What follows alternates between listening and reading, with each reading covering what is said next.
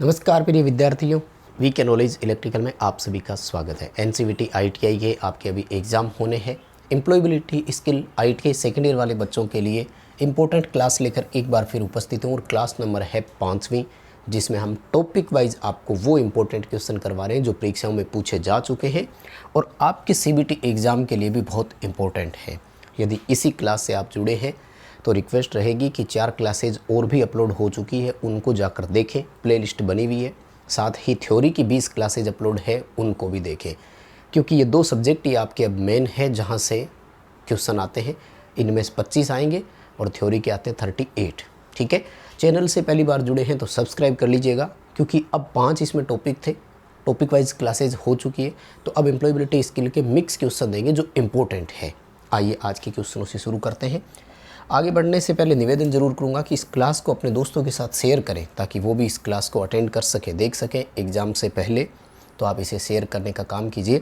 और चैनल से अगर आप पहली बार जुड़े हैं तो आप चैनल को सब्सक्राइब ज़रूर कर लीजिए, क्योंकि इसी तरह का कंटेंट हम चैनल पर उपलब्ध करवाते हैं। आइए पहले क्वेश्चन से शुरू करते हैं। ये देखो आज का पहला सवाल हमारा।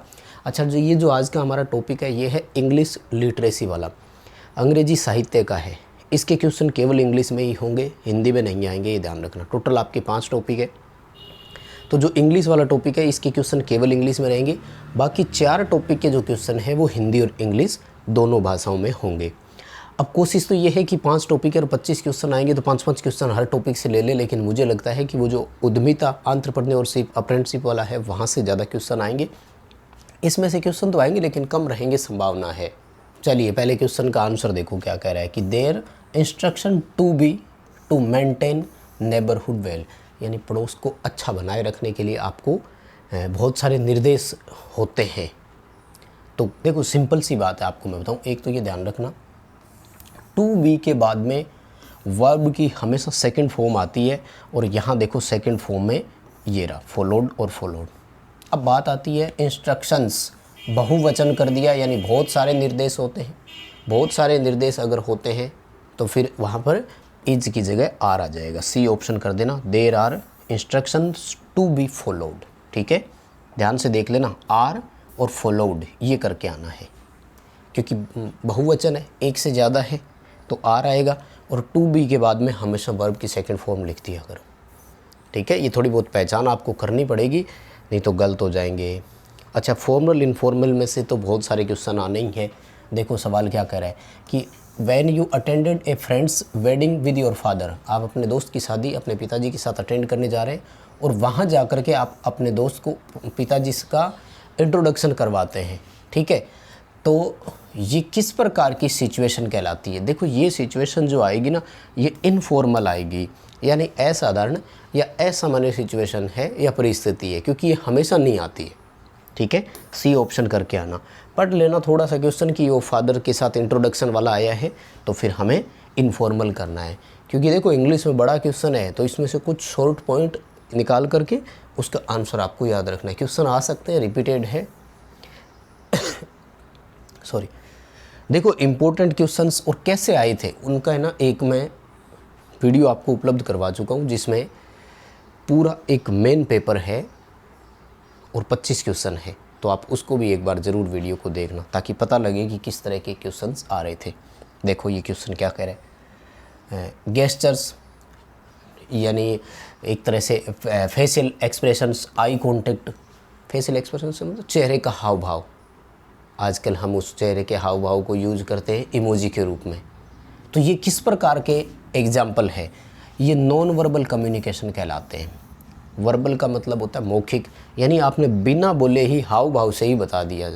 ठीक है, चेहरे के हाव भाव से, फेशियल एक्सप्रेशन से, तो ये नॉन वर्बल कम्युनिकेशन में आएगा। गैर मौखिक संचार, यानी बिना बोले ही हमने कम्युनिकेट कर लिया। ये इंग्लिश का टॉपिक है तो ये केवल इंग्लिश में ही आएगा, इसको हिंदी में ट्रांसलेट वहाँ किया हुआ आपको नहीं मिलेगा। ठीक, देखो next question, maintain neighbourhood is a environment to live in, रहने के लिए अच्छा माहौल या पर्यावरण यानी वातावरण तैयार होता है, या सराउंडिंग बोल दो पड़ोस में। अगर आप क्या करेंगे तो बहुत सिंपल है। पहली चीज़ तो देखो वेल मेंटेन्ड बोलते हैं इंग्लिश में, और बाद में आ जाएगा गुड। ठीक है, यानी अच्छी तरह से मेंटेन किया हुआ पड़ोस जो होता है वो रहने के लिए एक अच्छा माहौल हमें देता है। वैसे तो वेल और गुड दोनों का ही मतलब अच्छा ही निकलता है, लेकिन यहाँ थोड़ा सा आपको ध्यान रखना है, ठीक है। वेल मेंटेन आएगा और यहाँ पर गुड आएगा, ठीक है। सी ऑप्शन करके आना। क्वेश्चन बहुत अच्छा है, रिपीट हो सकता है, पेपर में ध्यान से पढ़ कर जाना। उसके बाद में देखो gardening, reading, collecting stamps, singing, ये सब क्या है, हॉबीज़ है, आदत है। और एक से ज़्यादा है, और वैसे भी देखो एग्जाम्पल्स ES लगा दिए ना तो R आएगा, ये ध्यान रखना है। ये दोनों तो सिंगुलर है, वर्ग क्यों नहीं आया, क्योंकि ये होता है था या थी, ठीक है। और हॉबीज़ है इसलिए R आएगा, ठीक है ना, प्रेजेंट बात हो रही है, ठीक है, R आएगा। छोटे छोटे क्वेश्चन है, ज़्यादा इनमें डिटेल पर मतलब नहीं है, समझ जाओगे आप क्वेश्चन देखते ही, कोई प्रॉब्लम है नहीं वैसे, ठीक है। देखो क्वेश्चन क्या कह रहा है, good morning, nice to meet you, how you have been. ये किस तरह के वो है आपके ग्रीटिंग्स, तो ये फॉर्मल ग्रीटिंग में आएंगे, यानी एक सामान्य प्रक्रिया है, नॉर्मल जो मिलने के दौरान अपन पूछते हैं बातें। फॉर्मल का मतलब है औपचारिक तरीका, इनफॉर्मल का मतलब होता है अनौपचारिक। तो ये बिल्कुल औपचारिक तरीका है, जब भी हम किसी से मिलेंगे तो यही सवाल पूछेंगे कि आप कैसे हो, ठीक है, बिल्कुल फॉर्मल तरीका ही है। अगला क्वेश्चन देखो, टाउन की तुलना करवा रहे हैं, टाउन को हिंदी में कस्बा बोलते हैं, गांव और शहर से कस्बे की तुलना करवा रहे हैं। तो जो कस्बा होता है ना वो गांव से बड़ा होता है और शहर से छोटा होता है, ए ऑप्शन आ जाएगा। Larger than village but smaller than city, ठीक है। क्वेश्चन अच्छे हैं और सारे क्वेश्चन पढ़कर ज़रूर जाना, क्योंकि देखो 5 क्वेश्चन इस टॉपिक में से रहती है कि संभावना है पूरा 5 क्वेश्चन पूछ भी ले। How effective the CTS training has been, ये सेंटेंस किस प्रकार का है। देखो जैसे नाम शुरू हो जाए ना, वैसे एक पहचान बताता हूँ, लाइन कंप्लीट होने के बाद अगर ये वाला निशान बना हुआ हो ना, ऐसे लगा करके यहाँ डॉट, तो इसे एक्सक्लेमेटरी साइन बोलते हैं, आश्चर्यजनक।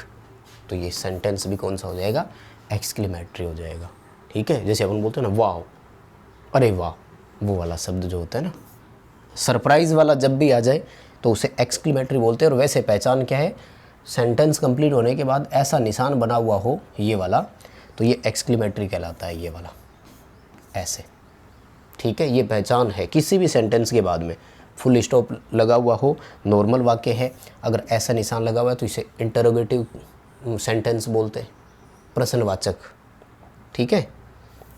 जनरल इंग्लिश है, ये तो हो जाएगी कवर, वैसे कोई दिक्कत नहीं है। उसके बाद में देखो, एक प्लम्बर आया था, उसने पाइप को रिपेयर किया था। एक तो ध्यान रखना यस्टरडे यानी पास्ट की बात हो रही है, लेकिन वर्ब की फर्स्ट फॉर्म के साथ अगर एस या ES लगा हुआ हो तो वाज वर्ब के साथ में वर्ब की सेकंड फॉर्म आती है, वाज वर्ब के साथ वर्ब की सेकंड फॉर्म आती है, यानी वाज रिपेयर्ड आपको इसका आंसर करना है, डी उत्तर आ जाएगा, वाज रिपेयर्ड यस्टरडे। चलिए जी नेक्स्ट देखो क्या कह रहा है, फिज्ड। फिजट का मतलब होता है बेचैनी या घबराहट। तो सिंपल सी बात है, बेचैनी नहीं होनी चाहिए, डोंट से शुरू हो, सारे डोंट से शुरू हो रहे हैं, तो क्या किया जाए, रिलैक्स हो जाओ, ये रहा ऑप्शन में। स्टे कंपोज्ड यानी नॉर्मल अवस्था, बी ऑप्शन आ जाएगा, ठीक है। डोंट, रिलैक्स और स्टे, ठीक है। मतलब बेचैनी नहीं करनी है, बेचैनी अगर हो रही है तो रिलैक्स रहिए, बोलते हैं ना, अपन भी तो बोलते हैं रिलैक्स रहिए। चलिए जी, किसी ऑफिस में या किसी कंपनी में काम कराने का एक तरीका है, कौन सा, आप ईमेल लिख दो, लेटर भेज दो, मेमो दे दो, ऑर्डर दे दो, फॉर्म भर दीजिए, ठीक है, कॉन्ट्रैक्ट दे दीजिए, प्रपोजल दे दीजिए, कोटेशन लिख दीजिए, तो ये सारे के सारे नॉन वर्बल कम्युनिकेशन कहलाते हैं, ये ध्यान रखना। कार्यस्थल पर लिखित में काम का आदेश देना या लिखित प्रक्रियाएं निभाना, और ये ऑफिसों में होता ही है, बोल करके नहीं करवा सकते कि ये एक काम आपको आज ऐसे करना है। कुछ चीज़ें ऐसी होती है जो रिकॉर्डेड चलती है, ऑफिशियली होती है। नॉन वर्बल कम्युनिकेशन आएगा वर्क प्लेस, कार्यस्थल पर नॉन वर्बल। चलिए जी अगला सवाल देखो, there is a coffee shop to the next to the park. Simple सवाल है कि पार्क के वहाँ एक कॉफ़ी शॉप है। पहली बात तो देखो एक है तो इज़ आएगा, और उसके बाद में देखो दा लगा करके कोई स्पेशल चीज़ अगर आती है तो वो आपका वर्ब की फर्स्ट फॉर्म के साथ टू लगा करके दिया जाता है, यानी there is a coffee shop next to the park, next to the park, B option आएगा। इज करना है और नेक्स्ट टू करना है, ठीक है। 5 चैप्टर है, इंपॉर्टेंट क्वेश्चन पांचों चैप्टर के करवा चुके हैं। अभी इसी क्लास से अगर आप जुड़े हैं तो वो 4 क्लास भी आप ज़रूर समय निकाल कर अटेंड करना। चैनल सब्सक्राइब आपको भी करना है। इस क्लास को अभी तक लाइक नहीं किया तो लाइक वाला बटन दबाइए और अपने दोस्तों तक इसे शेयर करना है। ये 3 काम आपको करने हैं। आइए सवाल, imagine you have ABC company, यानी आपने एक कंपनी को ज्वाइन कर लिया है। अब आपको अपने सुपरवाइज़र को एक ईमेल लिखना है। देखो, ज्वाइन कर चुके हैं तो वर्ब की सेकंड फॉर्म ही आएगी, सीधी सी बात है, ठीक है। लेकिन जब काम करना होता है तो वो वर्ब की फर्स्ट फॉर्म के साथ आएगा, तो डी उत्तर आएगा। यू हैव ज्वाइंड, और अब आपको राइट यानी एक ईमेल लिखना है अपने सुपरवाइज़र को, ठीक है। डी ऑप्शन कर देना, ज्वाइंड और राइट एन ईमेल। थोड़ा सा क्वेश्चंस अच्छे से पढ़ लेना, फिर कवरअप हो जाएगा वहाँ देखते ही। जी सवाल देखो, रोल मॉडल्स। रोल मॉडल्स को अपन बोलते हैं अपने आदर्श जो होते हैं जिनको, या प्रेरणा स्रोत जिनको बोलते हैं, तो वो हमें इंस्पायर करते हैं। बहुत सिंपल सी बात है, प्रेरित करते हैं। जो भी रोल मॉडल्स हमारे होते हैं, जिनसे हम सीखते हैं, जो हमारे प्रेरणा स्रोत होते हैं, ठीक है। चलिए अगला क्वेश्चन देखो, when you meet in the instructor inside और आउटसाइड ऑफ द ITI। आप अपने गुरुजी से, ITI में पढ़ाने वाले को इंस्ट्रक्टर बोलते हैं, ITI के बाहर मिलो या अंदर मिलो, हमारे लिए हमेशा आदरणीय है और उनके साथ हमें बिल्कुल औपचारिक व्यवहार करना होगा, यानी फॉर्मल रहेगा हमारे लिए हमेशा, ऑलवेज फॉर्मल आएगा, ठीक है जी। जब सिचुएशन के हिसाब से ना बदले ना कोई भी चीज़, तो वो हमेशा फॉर्मल रहती है। परिस्थितियाँ बदलती है, जैसे एक आदमी घर में उसके अलग रोल होते हैं, बाहर अलग रोल होते हैं, तो वो सिचुएशन पे डिपेंड करेगा कि फॉर्मल है कि इनफॉर्मल है। लेकिन एक ITI इंस्ट्रक्टर है आपके लिए, ITI के अंदर मिले तो भी इंस्ट्रक्टर, बाहर मिले तो भी इंस्ट्रक्टर, ठीक है। अगला क्वेश्चन देखो, the set of imperfection in a person is called, यानी एक आदमी में बहुत सारी कमियां हैं तो उसे कमज़ोरियां बोलेंगे, और कमज़ोरियां को इंग्लिश में क्या बोलते हैं, वीकनेस। भी वो परफेक्ट नहीं है, बहुत सारे कामों में अपूर्ण है, तो वो उसकी कमज़ोरियां मानी जाएगी, क्या बोलेंगे उसे, वीकनेस बोलते हैं, ठीक है। अगला सवाल देखो, please to be inform that the annual staff meeting has been. अच्छा देखो, हैज़ बीन आ गया ना, तो आएगा कि तय हो चुका है, आगे के लिए तय हो चुका है, वर्ब की सेकंड फॉर्म आएगी तो कन्फर्म्ड आएगा, ठीक है। और उसके बाद में टू बी आ गया तो फिर आपको यहाँ वर्ब की सेकंड फॉर्म लगानी है, कंडक्टेड आएगा, ठीक है। यानी स्टाफ के साथ जो वार्षिक मीटिंग है वो कन्फर्म हो चुकी है, जो कि आयोजित की जाएगी। जब डेफिनेटली चीज़ें आती है तो ये आपका उत्तर रहेगा, डी करना, कन्फर्म्ड और कंडक्टेड दोनों में ईडी है, ठीक है, वर्ब की सेकंड फॉर्म है। चलिए अगला सवाल, when you make an inquiry at bank, bank के साथ अगर अपन इंक्वायरी करते हैं तो ये क्या है, एक फॉर्मल है, औपचारिक तरीका है, ठीक है। प्रॉपर तरीके से ही कोई भी जो कार्रवाई हमें करनी है तो वही करेंगे। और प्रिंसिपल ने मनोज को बुलाया और उसे अपना एडमिट कार्ड दिखाने के लिए बोला, हिम और हिज आ जाएगा, ठीक है ना। Principal asked to him to show his hall ticket, अपना प्रवेश पत्र दिखाने के लिए बोला, ए आएगा, ठीक है। और उसके बाद में आपको अपोजिट यानी विपरीत शब्द लिखने हैं, तो क्लीन का डर्टी होता है और हेल्दी का अनहेल्दी होता है। डर्टी और अनहेल्दी देख लो कहाँ लिखा है, ये रहा डी उत्तर में, ठीक है, डर्टी और अनहेल्दी, ठीक है। और देखो नेक्स्ट क्वेश्चन क्या कह रहे हैं, how do you come to work, what is your qualification. ये किस तरह के एग्जाम्पल है।